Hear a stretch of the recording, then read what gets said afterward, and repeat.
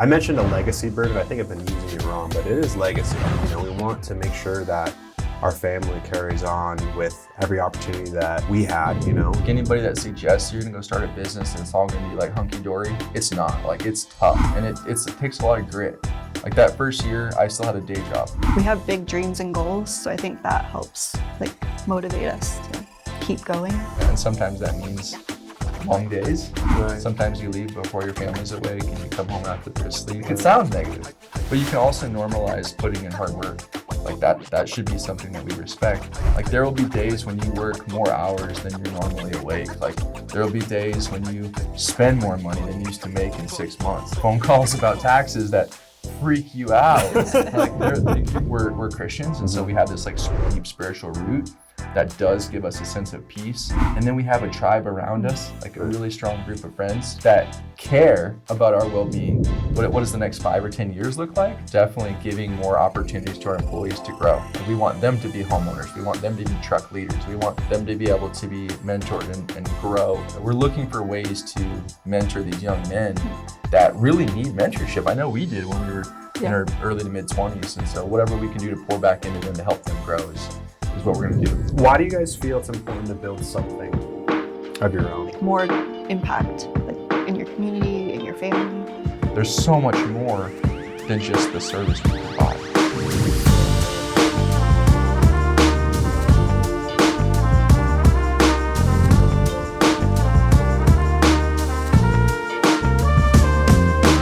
So you started your business 2021, correct? 2021, yeah, in August. Okay. Yeah, we moved here in May from out of state and wanted to start a company here, and just started getting to know people in the community, asking if they own businesses, what would they recommend starting? And one of our close friends, Richard, he was like, you gotta start a home service business. We took that seriously and we're like, okay, what should we do? And we had a couple other friends. One was saying go into mortgages. So I took the class to become an MLO, hated it. It was like, man, this is just like the last job I had. And then his little brother was doing home services. He was doing junk removal in Scottsdale. And I saw him 3 times in 1 month. And I've hardly seen him 3 times since then. It was weird. But he was like, you should really do junk removal. And so that's what kind of led us down the rabbit hole of exploring it over that summer. So what was life like before you guys started the business? It was busy. We had 3 kids. We still have 3 kids. We just moved across the country. He was unhappy in his job. So we were just trying to figure it out. What are we going to do next? I think our finances were a wreck. So we were just looking for what's next. So we moved here, it was on hopes and dreams, right? To move here, buy a house is a big deal. Yeah. But we had 2 cars at the time. That summer, so we moved here in May, that summer we had to sell one to pay off a credit card. And we had okay, we gotta have a family meeting. Train's not staying on the tracks. And met with her parents. So yeah, we want to help you start a business. I was like, all right, here's my business plan. We have a Tahoe. We can pull a trailer. We can do junk removal. Mm-hmm. And her dad was like, how about I give you a $5,000 pickup truck that's old, and you can go get started in that, not risk your primary vehicle. So it was like a family mission to get going, and nothing but gratitude to family for helping us get started with that. But it just kept going from there. Having a solid foundation, I think, with that family is so key to success. And I think, you guys as parents, and even me as a parent, it's almost ingrained in my brain now. It's we have to be those people for our kids. Yeah. You know what I mean? So if that's not a kick in the butt to get shit together, that's there's nothing that's going to get you going, basically. Yeah. The $5,000 truck, that meant the world to us at that time. Right. So for me, I had never put together a real life budget, a budget. I'm talking real. This is all of our expenses. This is what spending money we have left. Yeah. And this is what we're spending on everything. There's no extra date night. There's no extra going out here or whatever. This is the limit. And I finally just got that together at 34 Good job. This weekend. Life changing, dude. We can get the top ramen, but not the licorice. But I had a budget, but it wasn't a real deal thing.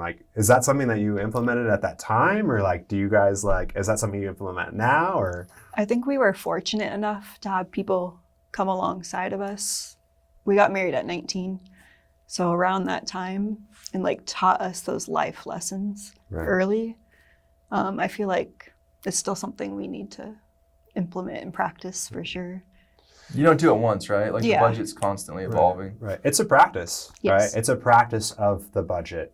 So I do agree, like, it was cool that I did all the work and I made it happen, and here it is. And even in the way that it's displayed, like looking at all the different months, and like it helps just organizing. But yeah, it is a practice, and obviously things happen, and then your truck, needs new brakes, and $1,700 later, and like, no, absolutely. But it's a write-off. You should feel good about write-offs. It's a love-hate relationship, especially when you're trying to like do things with your life. Like, like I need to buy a new house. Your guys' goals are kind of like the property ownership kind of legacy kind of stepstones, which, I actually really love that idea. Tell me about kind of that philosophy or that thought process as far as, you guys scaling that business. We're kind of jumping ahead, but. Yeah, so like what does scaling look like for us? Well, in the last 5 years, junk removal has become like pretty well established. It's not a doubt, if we can come in and remove something from someone's home or business. Like we have a good team, we have good trucks, we have great, presence. So we can definitely do that. 2 years ago, we started roll-off dumpster rentals. That was a major leap of faith and a lot of debt to get going. It's a higher barrier of entry.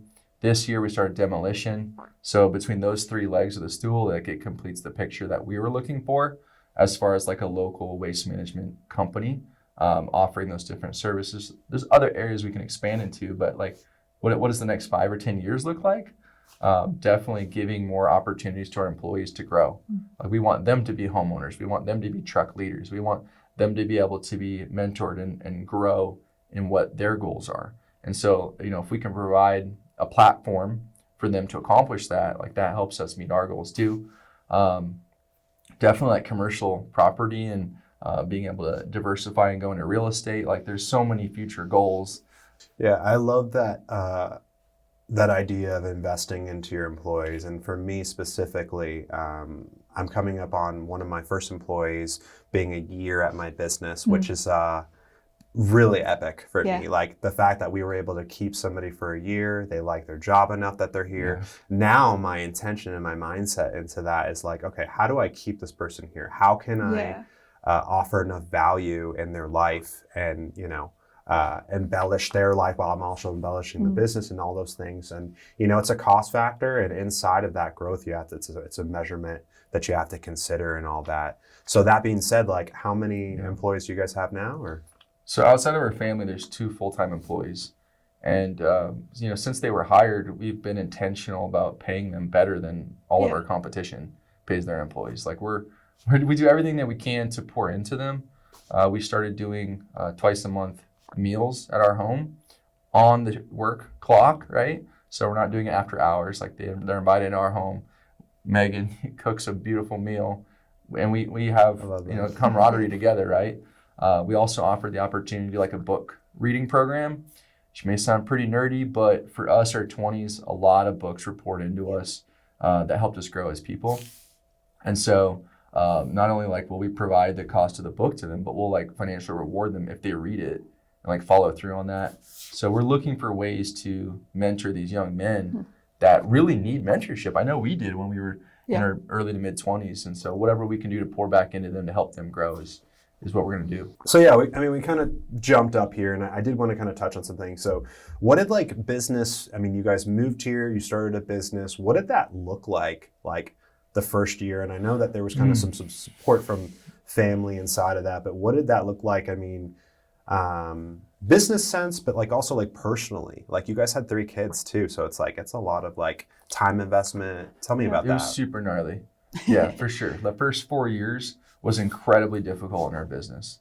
Like anybody that suggests you're gonna go start a business and it's all gonna be like hunky-dory, it's not. Like it's tough, and it takes a lot of grit.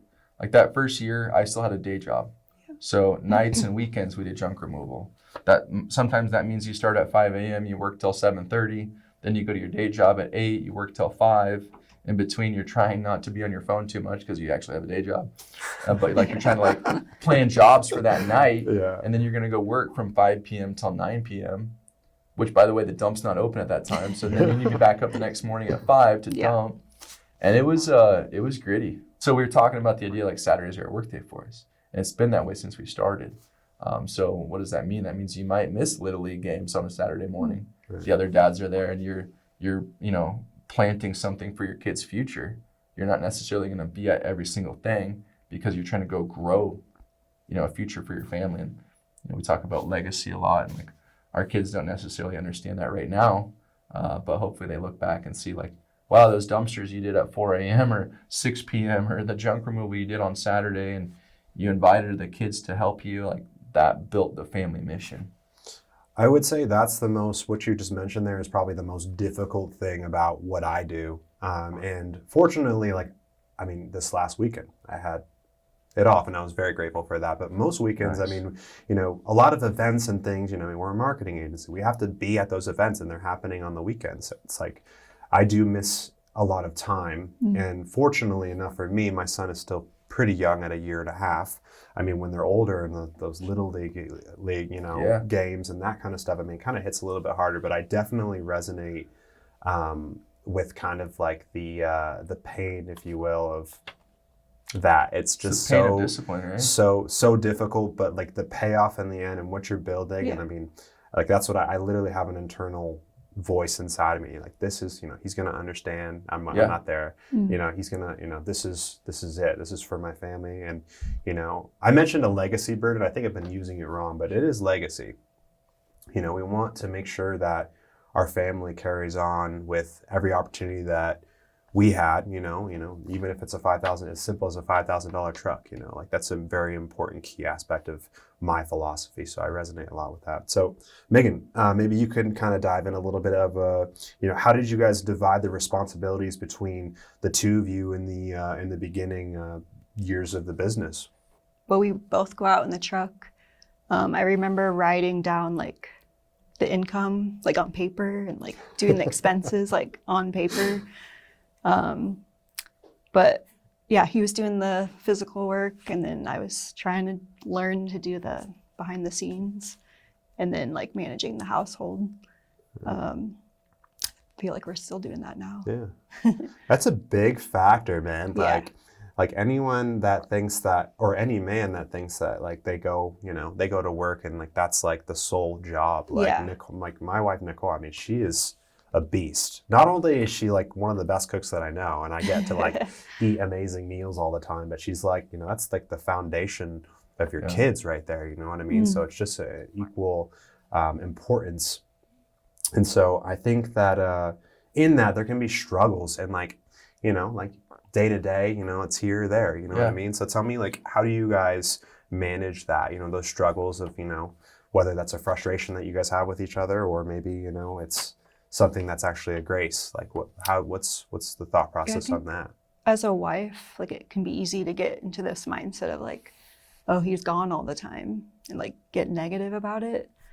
But I've learned to like remind myself, like, this is a season and it won't last forever. Like it's temporary.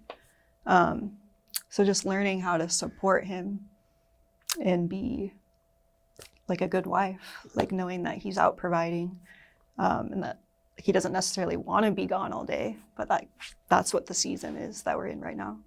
It gets me like really giddy listening to you two talk, because it's literally like the same situation as me. So I love that about us, like, because I do say that same thing to her. It's like, like that's my, you know, it is a season. Like we're just working our asses off right now, and like we're pushing, and you guys are seeing progression in your business, and that's what's important, and you're fighting for that, and it's not going to be like this forever. You know, you're going to find the right people. You're going to invest enough into the employees that are going to take leadership, and it's going to get there. But I think it's like almost like something that like when we're younger, we don't really like visualize like people's success. You just see the success, but you don't see like the sacrifice behind so much of that success.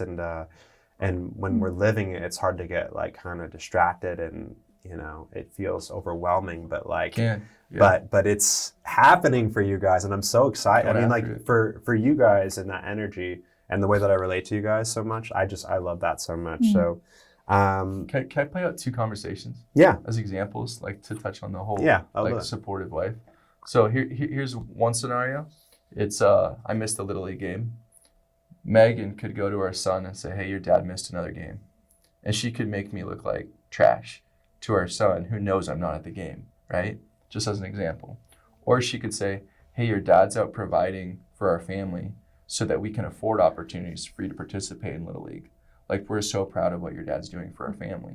2 totally different conversations with different results, right? She could be encouraging and edifying on the phone when she knows I'm driving to Mesa at 8 p.m. to do a commercial clean out, or she could be someone that tears down, right? And so she chooses to build up, and that makes me feel good. So when I come home, I know I have a wife that's encouraging and supportive and excited of what we're creating together. So 2 totally different conversations that we were mentored in our 20s to focus more on the positive, constructive side of that.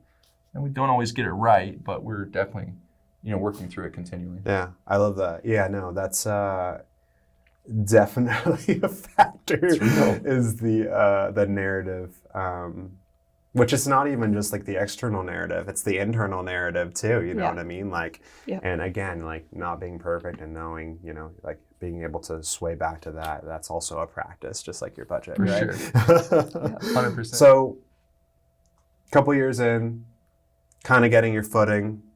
Maybe like, you have clients coming in, like how are you navigating growth while also working inside of your business? Like what? It's intense. What's the mindset or the strategy inside of that?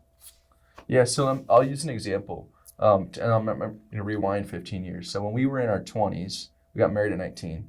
So when we were in college together in the same town, we went to college, which in my mindset was like, we're planning for the future, but we also had day jobs. Full-time day jobs. So full-time school, full-time day jobs, newly married, right? Like, so we were constantly trying to not only provide for the bills today, but plan for the future. So when we started our junk removal business, it was never like, oh yeah, we're just going to do junk removal. It was like, okay, what else can we do to grow this and scale this and plant seeds for the future? Well, in the first year in our business, I had heard about dumpsters. And so I was like, that planted a seed in our mindset. Next thing you know, I'm researching dumpsters on YouTube at 10 p.m. at night as I fall asleep every night for like the next year and a half. Yeah. And so I did everything I could to network in the industry, knowing that no bank would give me financing for dumpsters right now. And like they're pretty outspoken about not giving you financing. But after 2 years, we're like, okay, we can hire a bookkeeper and get real QuickBooks so that we can actually show we're a profitable, growing business. And then what bank will talk to us? It's like, well, not a lot of banks would still talk to us. So we went to the SBA and went through their SCORE mentorship program, which is a huge shout out for SCORE. It's a free program through the federal government for business mentorship by local retired professionals. They led us to not only getting our book structured, but also applying for an SBA loan through a local Arizona bank. We did that. Brutal process, 6 months of application. Like, it sounds way easier than it is. Like, I wanted to quit. Megan was like, let's get the paperwork done again. And we got approved for financing, started our dumpster business in our 3rd year. So this was now 2 years ago, and incredibly expensive for us. We did not have any more family generous gifts. We had to like figure this out and pay the finance costs, but made it happen, order the equipment. And again, not easy. Like, now we're trying to run a junk removal business and a dumpster business with 1 truck and still no outside employees. Wow. Like, how do you do that? It's like really long days.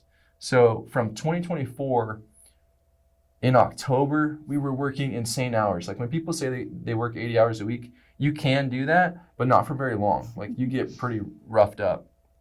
So we had to hire somebody. So we hired a friend that we knew from church.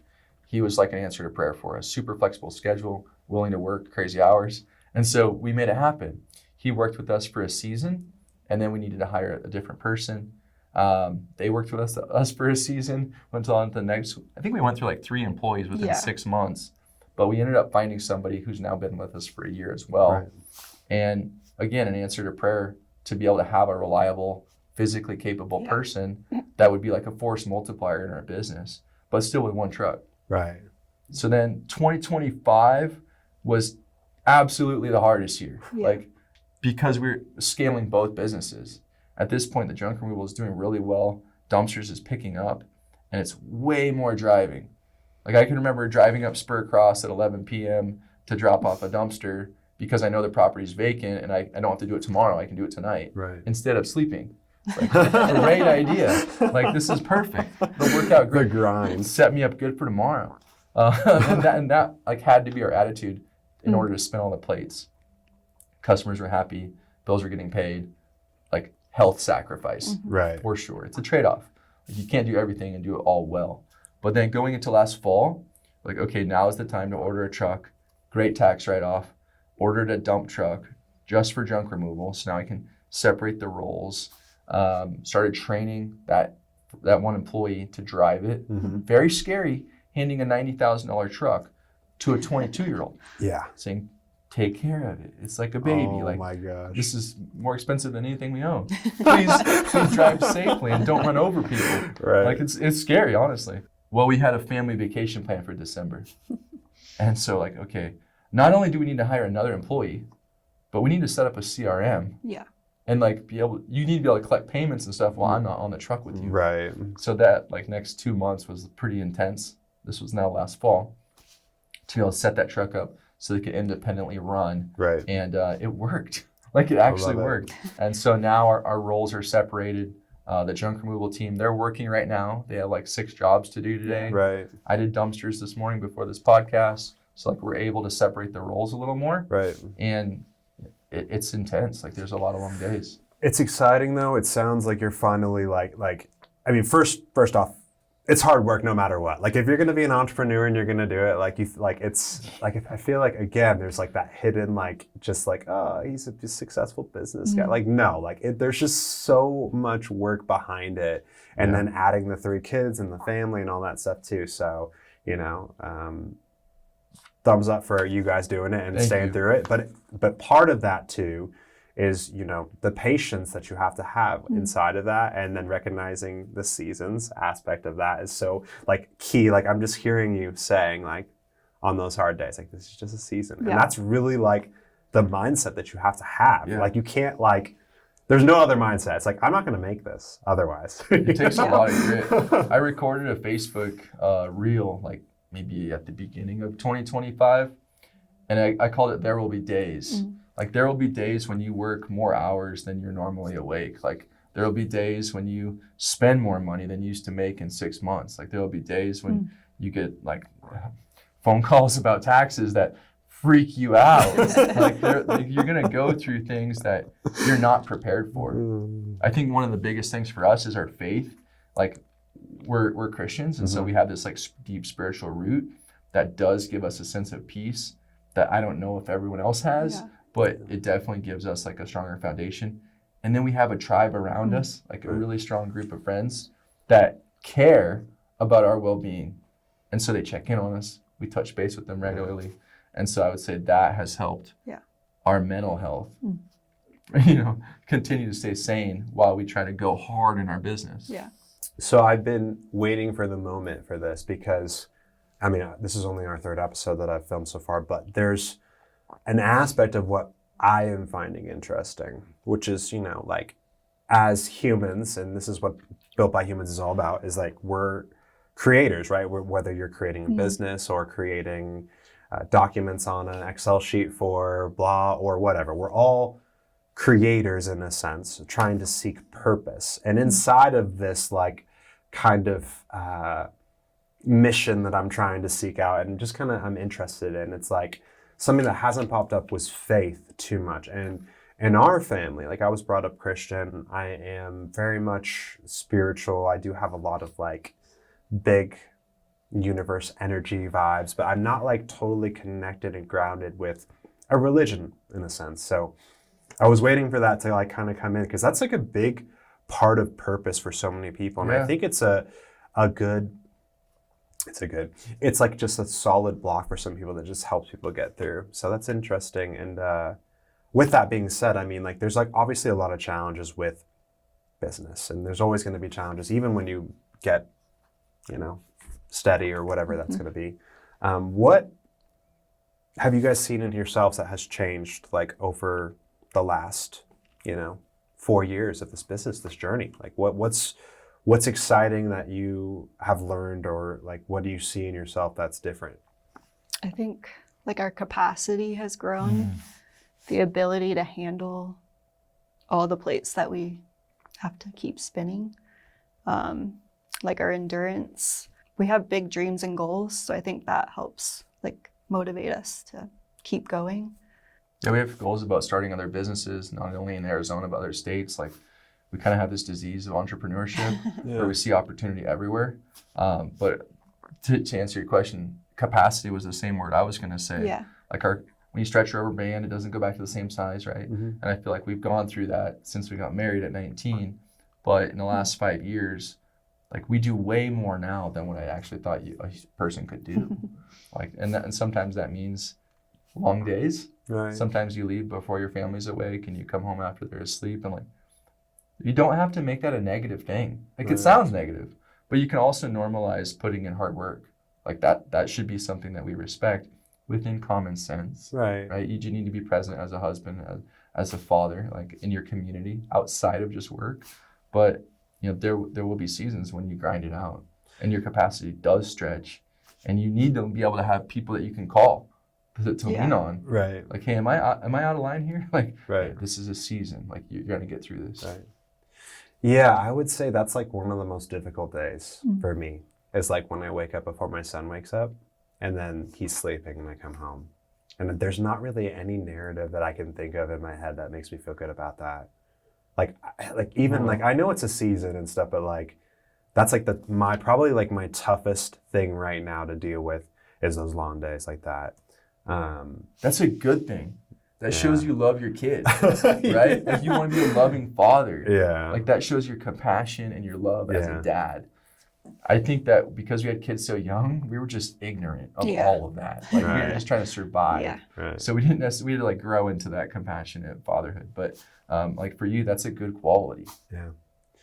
I think another thing that you mentioned too is that we didn't touch on is like tribe, right? Like something in my experience as a business owner, specifically 4 years ago,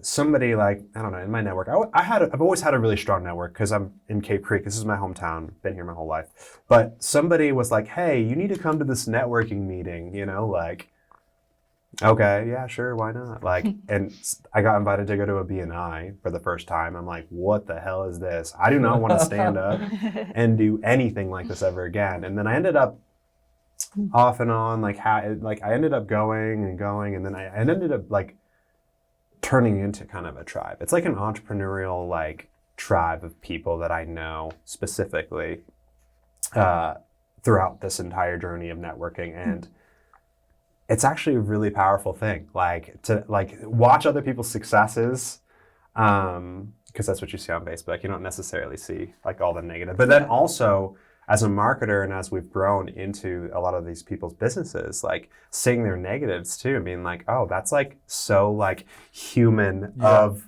you or your business. Like I feel more comfortable to see how successful you are, and then also see like there's a lot of like shit that you're dealing with that people just do not see. So for me, I would say that is my tribe a lot. And even like our BNI group, like for sure. I never really, other than that, like, and you guys, is your family here, or are they local, or?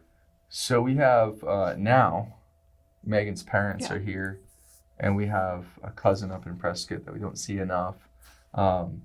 We probably see Megan's parents and your uncle, and your grandma moved here too. Yeah. So more people have moved here since we've been here, and that's a huge blessing. Right. Like to actually know somebody that you've known longer than you've lived here. I don't know if that made sense. No, it does. We lived here 5 years, so it's nice to know someone that maybe has known us for 20 years or our whole life. So that's really rewarding. But also like we created really deep friendships the first summer we lived here. Like I actually set a goal. I want to meet 100 people and know their name by the end of summer. Right. Well, it was like mid-May when we moved here. So we had like the next 2.5 months to accomplish that, and we far exceeded it. So Arizona, in our opinion, is really friendly. The blue skies help. And like through the church community that we've been a part of, we've been able to establish like deep friendships pretty quickly. And I think that has been very helpful. It sounds like you were really intentional with that too. So like having that intention behind it, I think also helps drive that a lot. That's awesome. That's awesome, are you open to new people in your 100 life? people before summer. It's doable. So part of it was that we had a network marketing business in Seattle where we were like required to go out and have, well, we chose the requirement ourselves, but we wanted to have 30 to 40 conversations a day. With strangers. Like Both of you together? Mostly him. Or just, okay. Like after work though, like after your day job, Yeah. go out and say hi to 30 or 40 people. Okay. It's Like not at the really- bar? Or? Dude, Like, where are you going, man? Anywhere. Like, But it can get weird for the sure. Subway? Do they have Subways? No. No. The grocery stores and gas stations are like the most common. Okay. And it definitely it got pretty weird. But like some of my friendships came through that like challenge. Like people say, I want to go do 100 push-ups today. I was like, no, I'm going to go say hi to 30 people today.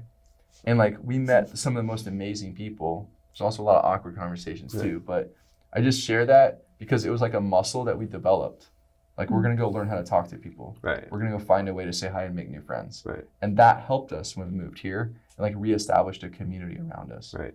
So that's some of the backstory. When you talk to more people, you get better at talking. Yeah. And I didn't realize how bad of a talker I was. And like, until I got into business networking, and then I was like forced to do all these one-to-ones, and then like, and actually, I mean, I wasn't horrible at talking. It's just like being like, for me, there was like a lot of like professional development that I didn't even know was like a thing, like about me. Like I just didn't have this thing, and then like it turned into that, and that's why I think that tribe kind of thing is super important. And with that, I mean, I was asking, okay, so you have family here, and you know, you have a good, you know, your church, and those things have been fruitful for relationships. But like, as far as your tribe, like, do you reach out to like, do you have mentors that you're talking to, like in the industry? I think you mentioned maybe that, or is that who you're reaching out to as far as your tribe, or is your tribe big? It's like a lot of different. There's a lot of overlap for sure. Yeah. Like I would say our church, like there's a couple people that we talk to like throughout the week. And then in the community, there's people that we talk to throughout the week. In our industry, as far as junk removal or dumpsters, recently I met with a few of my local competitors. We grabbed coffee. One conversation turned into a 3-hour like hangout. And, you know, some of these friendships become really rewarding. John from Happy Junk Removal in Mesa, I talk to him at least once a week. Yeah. Could be 10 minutes, could be an hour. It's usually when each of us are driving. Right. And he's done this for 10 years or longer, rather. So, you know, he's someone that I look up to that I can call and ask questions. Hey, when your employees get into a disagreement and now you have to like get HR involved, but you're HR, like, what do you do, John? Like he'll give me ideas. And so it's like, it's pretty helpful to have people in the industry. But then also we've like made a point to go to like national events. Yeah. So there was a company in Sonoma County, California, hosting junk removal industry specific events. Every time that they've put something on, we've gone to it. A new CRM came out in junk removal called Autopilot. We went to their software launch. We chose like to be intentional about creating relationships. The next would be the dumpster industry. We're still trying to break into that. 2 years in, we'll probably go to our first industry event this year.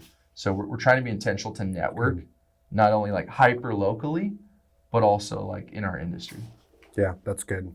I think 3-hour conversations with you could be probably pretty easy. I mean, our first one-to-one, I was like, oh, dude, it's time to go, dude. We should have that time. But you have a really good energy, and so do you, Meg. I think that you guys are a family in this community that people should know. And for me, just like it's been, it's an embellishment to my community to get to know you guys. So I'm not ending it yet.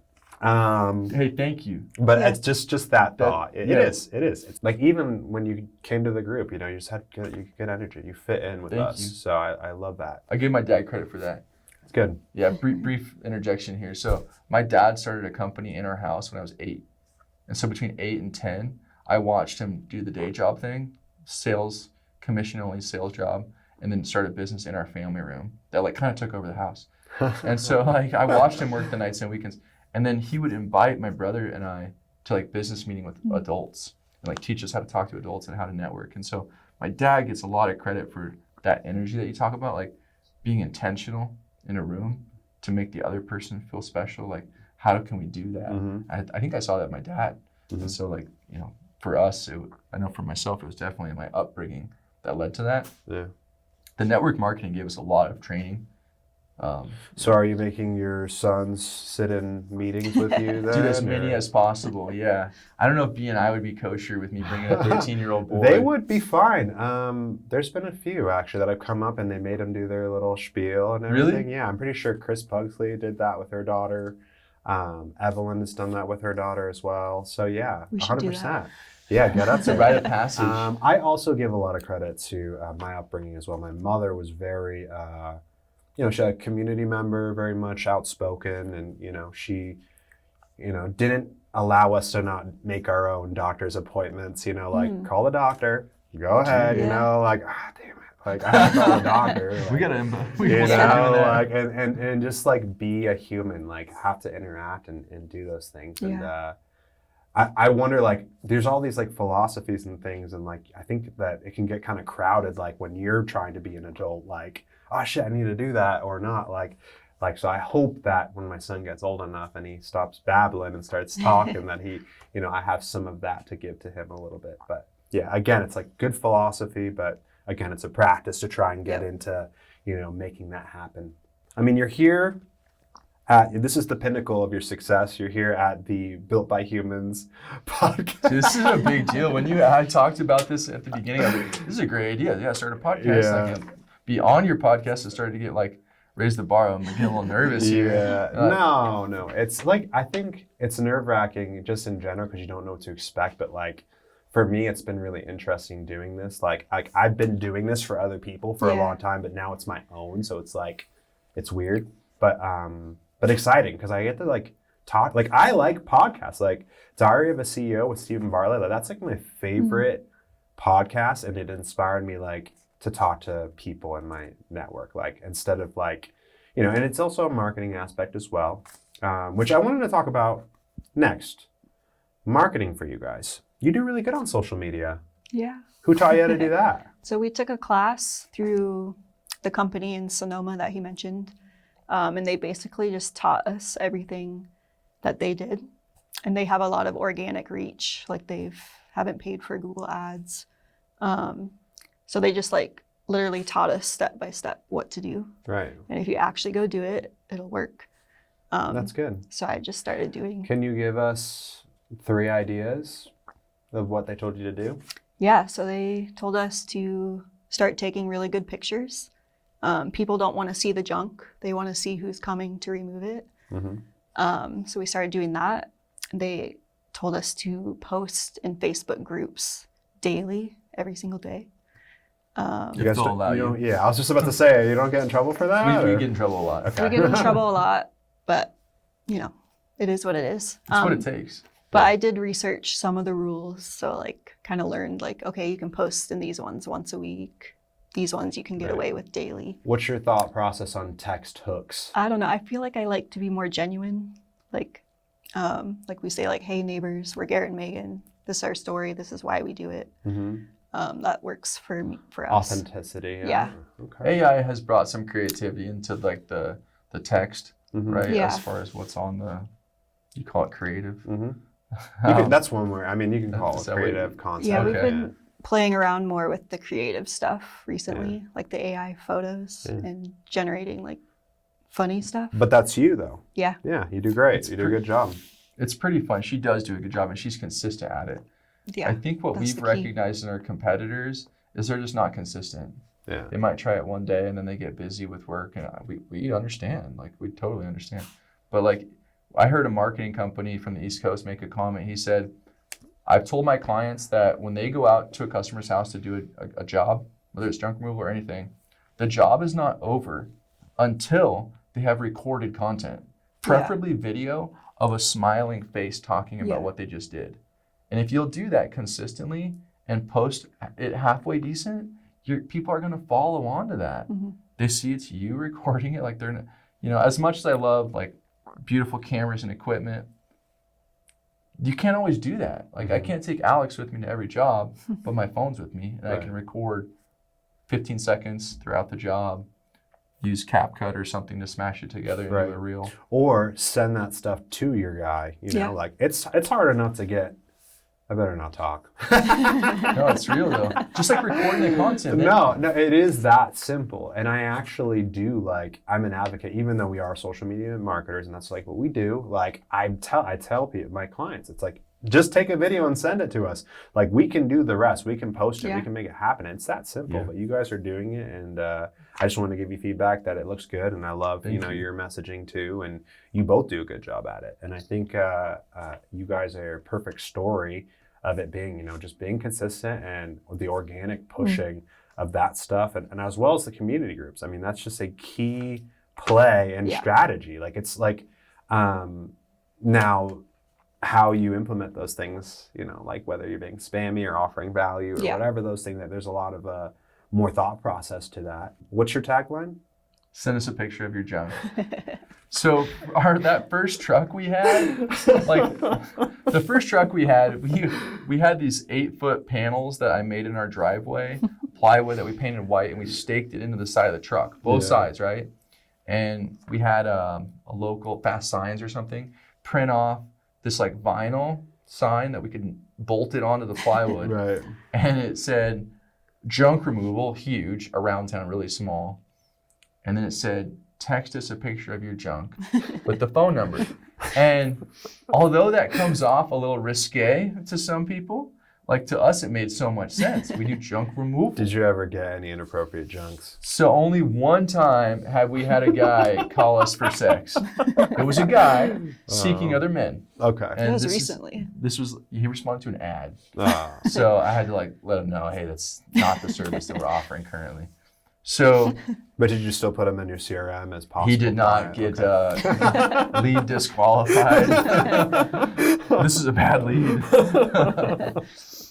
My God, that's It's been pretty funny though in BNI to use that as our tagline, because then the other 30 professionals repeat it. Yeah. And so hearing 30 business professionals say, send us a picture of your junk, it has a little bit of a funny, rhyme to it. We talk about serendipities for a minute. So when we started our business, we had no idea how wonderful the people in the community are. But when you're in, let's just say 5 homes a day in their home, not in their yard, in their home, you actually get past the facade. And a lot of times we're hauling away what they're least proud of. Could be a stained mattress, could be an old armoire, like who knows what it is, but we're going to be there taking it away. And while we're there, we're using our people skills to love on them, make them feel valued, because they are. And we're able to get through and have these awesome conversations. Biggest serendipity to our business is the people we get to connect with. And so currently we're helping roughly 1,500 people a year, plus or minus. And that's a lot of conversations. There's so many business owners that hire us. Right. And so we get to we're in their house, right? So I'm thinking, hey, this is my opportunity to podcast them right now. I'm going to ask them, what kind of business do you have? How long have you done it? How's it going? How did you get started? And you can peel back the layers. Like I mentioned Jim earlier, he's right up the street. He's run his business for 20 years. There's dozens and dozens of local business owners that should definitely be on this podcast. Yeah. I am excited to see where it goes, but I don't know. I feel like there is an intention that I do have behind it that I want to make sure that is projected. You know what I mean? So I am curious to see what happens. I had no idea, but you guys were awesome. Why do you guys feel it's important to build something of your own instead of, working for somebody else?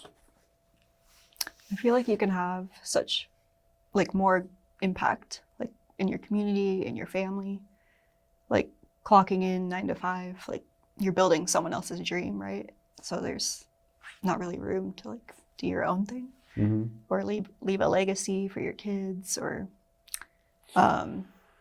I would argue to that. Yeah. That there are 9 to 5s out there that you are capable of That's true. doing your dreams or achieving your dreams or leaving legacy. There's many. So is there a deeper thought? I see both sides of that. And I think when you really confidently feel like what you're doing is creating your legacy, you're going to answer the way Mrs. Muscles came off as really strong. She's convicted that this is how she's creating value in her community and leaving a legacy. And equally, someone who has a really fulfilling 9 to 5 that they are passionate about and they are leaving a legacy for their children through other avenues besides their career, right? There's so many opportunities that you can leave a legacy in. for us as entrepreneurs, we view it as we're creating something that the family owns that can be passed on. Whereas my job, I'm not able to pass on my job to my children. I think that might be illegal or something, but if you hire kids for the company, right? But I think that what Megan was getting at was like our flexibility to be here at 10 a.m. on a Monday morning. Yeah. And this afternoon, we're flying out of state to see my brother spontaneously. We'll be back tomorrow to run dumpsters in the afternoon. Our guys are working in trucks this afternoon and tomorrow. Like, while we're gone, like, it does give us some flexibility. I don't want to make it look too glamorous because it's pretty gritty a lot. Yeah. But there is some flexibility to the schedule. Sometimes that means that you're working at 10 p.m. instead of 10 a.m. Yeah. But for us, it's been incredibly rewarding. We've been able to participate in other networking events and do fundraisers. Like I mentioned, the cornhole tournament at Homeland in Anthem, that raised money for, I think it was the firefighter charity in Anthem. We've done stuff for Daisy Mountain Veterans charities. So like, we're just looking for opportunities to create value in the community other than just like, oh yeah, we're running a business here. Like, will you hire us? There's so much more than just the service we provide. Right. I'm still trying to figure out what my answer is on that one, but I think it has to do with just the people that I'm continuously able to like meet through this avenue. Like, if I was like in a 9-to-5 job and I was just like, you know, working at a job, it might just be the same. I mean, you might get some new people every once in a while, but like continuously, like in my journey, which I would probably say it's been about 7 years of like entrepreneurship now. It's like I just continuously am blown away by the people that I get to meet, like yourselves. Yeah. So I'm thinking that's what it is, but I'll let you know maybe next time. I think because we worked with so many people that hated their jobs, like we were trying to coach them out of it or to see a bigger vision. Right. That's maybe where my mindset comes from. I think that there's you guys could be pretty good advocates for the entrepreneurship road. Yeah. So awesome. Thank you, brother. Well, Appreciate Garrett, you. thank you so Thank much. you, Alex. Megan, thank you so much for your guys' having time. How can people reach you, or social media? You want to let everyone know, or? Yeah, you can find us on YouTube, Around Town Junk Removal. We also have Around Town Dumpster Rental on YouTube. Soon we'll have a demolition video channel on Facebook. You can find us Around Town Junk. You can reach out to us by phone if you like to. Our numbers are on the internet. You can find us easily. So, awesome. Yeah. Well, thank you guys. Yeah, don't forget to take a picture of your junk and send it to them. They will haul off your junk. So awesome. Let's get it. Thank you guys.